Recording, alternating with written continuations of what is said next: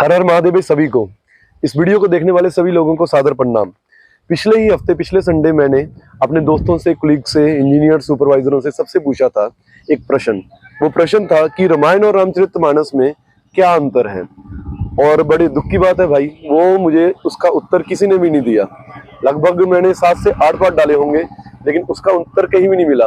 किसी भी मुझे इंजीनियर ने, सुपरवाइजर ने उसका उत्तर नहीं दिया। अब मैं उनकी बेइज्जती के उद्देश्य से ये वीडियो नहीं बनाई थी, ये जागरूक करने के लिए है। एक तरह से ये मेरा वीडियो बनाने का उद्देश्य मेन ये है कि लोग जागरूक हों सनातन के बारे में, अपने धर्म के बारे में।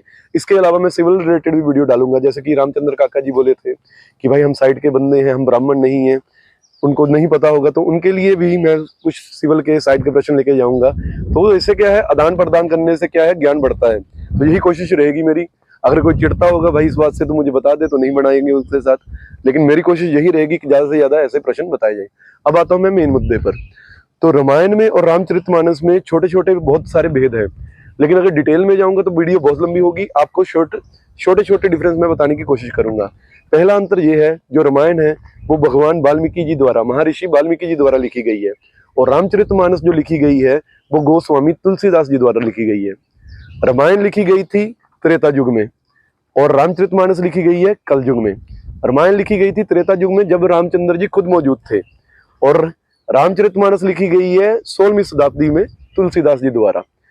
और भाई एक अंतर और है, जो रामायण है उसमें श्लोकों की संख्या बहुत ज्यादा है।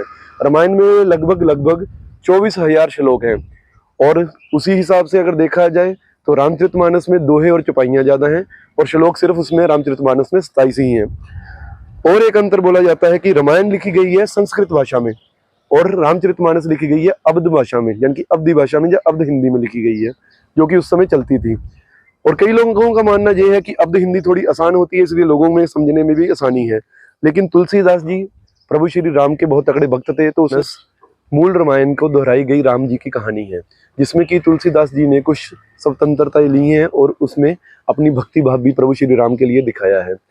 और बाकी काफी सारे अंतर है रामायण में और रामचरितमानस में, लेकिन जो बेसिक अंतर थे वो यही थे। और मुझे उम्मीद है कि अब लोगों को पता लग गया होगा कि रामायण और रामचरितमानस में क्या अंतर है।